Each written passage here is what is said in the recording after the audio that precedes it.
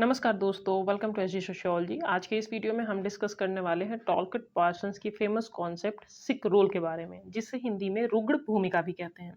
और आज के इस वीडियो में हम ये समझेंगे कि सिक रोल कॉन्सेप्ट जो है, अकॉर्डिंग टू टॉलकिट पार्सन्स, ये एक सोशल रोल है जिसमें किसी बीमार व्यक्ति की क्या भूमिका होती है और सोसाइटी उसके साथ किस तरह बिहेव करे, इन सारी चीज़ों के बारे में उन्होंने बताया है। तो चलिए शुरू करते हैं आज का हमारा ये टॉपिक। तो सबसे पहली बात, टॉलकिट पार्सन्स ने ये कॉन्सेप्ट अपनी फेमस बुक सोशल सिस्टम में दिया था, जो कि 1951 में आई थी।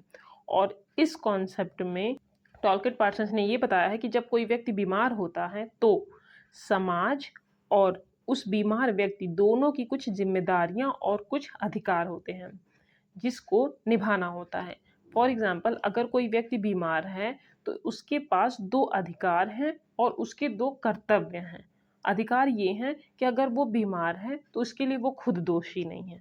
मतलब अगर किसी को बुखार हो गया है तो उसके लिए उसको ब्लेम नहीं किया जाएगा कि तुम्हारी वजह से तुम्हारे ही इसमें गलती है या तुमने ध्यान नहीं दिया इसलिए तुम बीमार हो गए। नहीं, आप उसे ब्लेम नहीं करोगे, वो दोषी नहीं माना जाएगा। और दूसरी चीज़, जब कोई व्यक्ति बीमार है तो उसे रेस्ट करने का भी अधिकार है। मीन्स उसके पास ये अधिकार है कि कोई उसे ब्लेम नहीं करेगा, उसे कोई दोषी नहीं ठहराएगा, उसकी गलती नहीं मानी जाएगी। और दूसरी चीज़ ये कि बीमार व्यक्ति को सामान्य सामाजिक भूमिकाओं से छूट दी जाती है। देखो, सामाजिक प्राणी होने के नाते हमारी समाज में कुछ भूमिकाएं होती हैं, पर बीमार होने के कारण हम उन भूमिकाओं को सही से निर्वहन नहीं कर सकते। मतलब अगर एक छात्र है तो वो अपने एज अ स्टूडेंट जो रोल है वो नहीं निभा सकता। एक शिक्षक है, अगर वो स्वस्थ नहीं है तो वो बच्चों को पढ़ाने में असमर्थ होगा। तो ऐसी स्थिति में बीमार व्यक्तियों को उनकी जो सामान्य भूमिकाएं हैं समाज में, उनसे छूट दी जाती है। मतलब अगर कोई स्टूडेंट है वो बीमार हो गया तो वो स्कूल ना जाए, या कोई जॉब में है तो वो अपनी जॉब में ना जाए। मतलब वो रेस्ट कर सकता है, उन्हें आराम करने की छूट होती है। देखो, टॉलकिट पार्सन्स एक प्रकारवादी दृष्टिकोण के समाजशास्त्री थे। उन्होंने क्या तर्क दिया था कि बीमार होने का मतलब जो पीड़ित है वो स्वीकृत विचलन की भूमिका में प्रवेश करता है। स्वीकृत विचलन की भूमिका का तात्पर्य क्या है कि समाज द्वारा स्वीकृत विचलन की उसकी भूमिका है। विचलन मतलब सामान्य स्थिति से थोड़ी सी अलग स्थिति। अर्थात जब आप नॉर्मल होते हो, जब आप सामान्य होते हो, तो आप समाज के एक प्रकार्यात्मक व्यक्ति होते हो, उत्पादक सदस्य होते हो, जिसमें आप कुछ ना कुछ काम करते हो, कोई ना कोई आपका फंक्शन होता है और वो चीज़ करके आप समाज के जो सिस्टम है, सोशल सिस्टम का जो एक प्रोसेस है, उसमें आप हेल्प करते हो। बट जब आप बीमार होते हो तो आप अपने काम पे नहीं जा सकते, या अगर आप स्टूडेंट हो तो आप पढ़ाई करने नहीं जा रहे हो, आप डॉक्टर हो तो आप हॉस्पिटल्स नहीं जा पा रहे हो। मतलब आप जो आपका एक कार्य है ना, जो आपका एक स्पेशल जो प्रकार्य है आपका सोसाइटी में, वो आप नहीं कर पा रहे हो। उत्पादक सदस्य है, जब एक व्यक्ति बीमार होता है तो वो नहीं होता है। तो ऐसी स्थिति में जब वो समाज का सदस्य है, समाज में वो अपना एक फंक्शन यानी अपना एक प्रकार जो उसका है प्रकारवादी दृष्टिकोण से वो नहीं कर पा रहा है, सोसाइटी में उसको ऐसे ट्रीट करना होता है कि अच्छा वो बीमार है अभी, तो मीन्स वो बीमार की भूमिका में है, और बीमार की भूमिका में होने के कारण हमें उसके साथ किस तरह ट्रीट करना है, हमें उसको हेल्दी बनाना है। सकारात्मक कार्रवाई उसकी तरफ नहीं हो पा रही है, इस कारण वो उत्पादक सदस्य अभी नहीं है। तो हमें उसकी मदद करनी होगी, उसे ब्लेम नहीं करना है कि आप जानबूझ के बीमार हुए हो। वो बीमार हो गया है, ठीक है, हमें उसके साथ अच्छे से बिहेव करना है, उसके प्रति जो हमारी जिम्मेदारियां हैं उनको पूरा करना है, जिससे वो जल्दी से जल्दी स्वस्थ हो और फिर वो अपनी नॉर्मल लाइफ में वापस आ सके। अब अगर हम बात करें उसकी जिम्मेदारियां, मतलब उसके पास अधिकार तो हैं, उसके पास राइट्स तो हैं कि हाँ, उन्हें छुट्टी ले लेनी है, उन्हें अपने ऑफिस या अपने स्कूल या अपने जॉब पे नहीं जाना है, एंड उसे उन्हें कोई दोषी नहीं मान रहा है। बट उनका कर्तव्य क्या है, उनकी ड्यूटी क्या है, उनकी रिस्पॉन्सिबिलिटी क्या है, ऑब्लिगेशन क्या है? वो ये कि उन्हें अपने आप को डॉक्टर के पास ले जाके दिखाना है। मतलब उसकी खुद की ये जिम्मेदारी है कि वो दवा ले, डॉक्टर की सलाह माने, आराम करे, उनके अकॉर्डिंग दिए गए मेडिसिन्स को ले।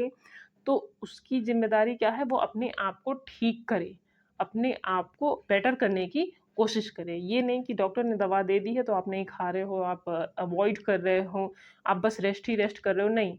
अगर डॉक्टर ने कुछ सलाह दी है बीमार व्यक्तियों के लिए तो उसे वो चीज़ माननी पड़ेगी। और सेकंड, सोसाइटी की जो ज़िम्मेदारी है वो ये है कि यदि कोई व्यक्ति बीमार है तो उसके परिवार वाले, उसके फैमिली, फ्रेंड्स, उसके डॉक्टर, प्लस अगर कोई बच्चा बीमार है तो उसके टीचर, और अगर कोई एम्प्लॉय बीमार है तो उनके बॉस, उसकी मदद करें।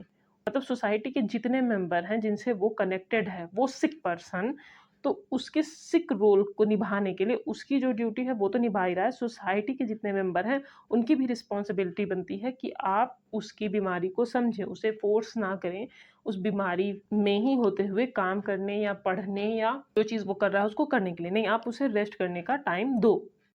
तो सिंपल शब्दों में अगर हम बोलें तो सिक रोल जो कॉन्सेप्ट है वो बीमार व्यक्ति और समाज दोनों के बीच का एक समझौता है, अनरिटन अलिखित समझौता है, जिसमें उन दोनों को ही अपने-अपने ड्यूटीज़ एंड अपने-अपने राइट्स का उपयोग करना होता है। मतलब जब कोई व्यक्ति बीमार हो तो समाज को क्या करना चाहिए, उस व्यक्ति को क्या करना चाहिए, उन सारी चीज़ों के बारे में अलिखित समझौता कौन-सा कॉन्सेप्ट है? टॉलकिट पार्सन्स का सिक रोल कॉन्सेप्ट। और इस कॉन्सेप्ट को उन्होंने अपनी famous book the social system 1951 में जो आई थी उसमें दिया था। जिसमें इम्पोर्टेंट चीज़ आपको क्या याद रखनी है, इस बुक का नाम जिसमें टॉलकिट पार्सन्स ने ये कॉन्सेप्ट दिया था, प्लस सिक रोल कॉन्सेप्ट है क्या? ये एक बीमार व्यक्ति और समाज के बीच में अलिखित समझौता है, अनरिटन एग्रीमेंट है, जिसमें बीमार व्यक्ति और सोसाइटी दोनों को क्या करना चाहिए, उनके क्या अधिकार और क्या ज़िम्मेदारी हैं, उनके बारे में उन्होंने बताया है। और इसी में उन्होंने बीमारी के भी टाइप बताए हैं। देखो, बीमारियों के भी 2 टाइप होते हैं, एक शॉर्ट टर्म, एक लॉन्ग टर्म। कुछ बीमारियाँ ऐसी होती हैं जो हफ्ते में सही हो जाती हैं, कुछ होती हैं जिनकी लंबी दवाइयाँ चलती हैं। और ये जो सिक रोल का कॉन्सेप्ट है, ये इन्होंने मॉडल, ये जो शॉर्ट टर्म की जो बीमारी है या छोटे समय के लिए अल्पकालिक जो बीमारियाँ होती हैं, उनके लिए दिया था। क्योंकि अगर लॉन्ग टर्म में या लंबे समय तक कोई बीमार व्यक्ति है तो उसमें ये मॉडल फिट नहीं होता है। तो अगर सीज़नल सर्दी-जुकाम वगैरह हो रहे हैं तो उसमें ये कॉन्सेप्ट लागू होता है कि आप जो बीमार व्यक्ति है वो अपना ख़्याल रखे, रेस्ट करे और सोसाइटी उसके साथ किस तरह बिहेव करेगी, वो भी उसकी हेल्प करेगी, उसकी मदद करेगी और अगर वो एम्प्लॉयी है तो उसे छुट्टी दी जाएगी, अगर स्टूडेंट है तो उसके टीचर्स उसे छुट्टी देंगे और उसे कोई दोष नहीं देगा कि आप बीमार हो, ब्लेम गेम नहीं यहाँ पे होगा। और इस कॉन्सेप्ट में डॉक्टर जो होते हैं वो क्या होते हैं, गेटकीपर।